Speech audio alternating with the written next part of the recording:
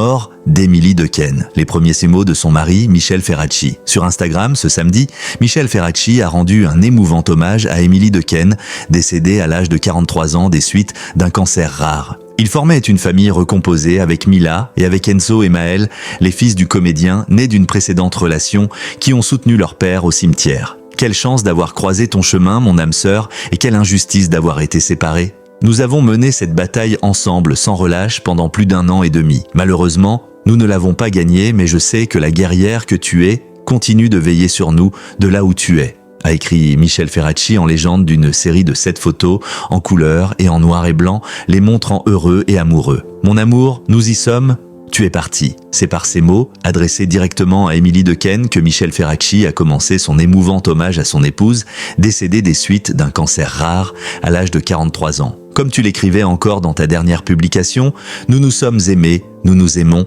et nous nous aimerons.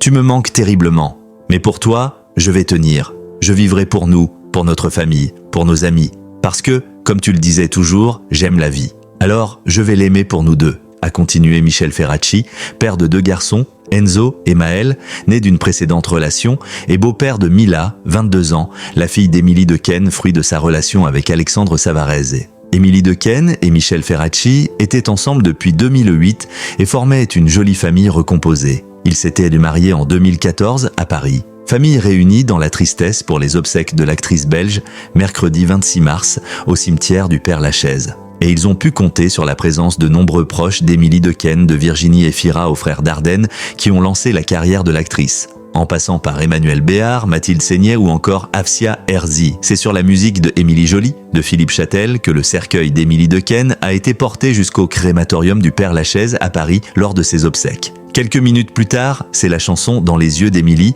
de Joe Dassin qui a résonné. De quoi faire pleurer la foule réunie au cimetière parisien. Une foule composée de Virginie Efira, Emmanuel Béard, des frères Luc et Jean-Pierre Dardenne, Afsia Herzi, Albert Dupontel, Alice Belaïdi, Elsa Zilberstein, Mathilde Seignet et bien d'autres personnalités du cinéma venues rendre un dernier hommage à l'actrice belge décédée des suites d'un corticosurrénalome, une forme rare de cancer endocrinien à l'âge de 43 ans seulement. C'est également en chanson que Mila, la fille unique d'Émilie Dequesne, en long manteau en fourrure noire, a décidé d'honorer la mémoire de sa mère. Au crématorium, elle a chanté a cappella de Bohemian Rhapsody, de Queen, devant les dizaines d'invités. Âgée de 22 ans, Mila est née de la relation d'Émilie Dequesne et du DJ Alexandre Savarese. Séparée du père de sa fille, Émilie Dequesne partageait depuis 2008 la vie de Michel Ferracci, avec qui elle s'était mariée en 2014.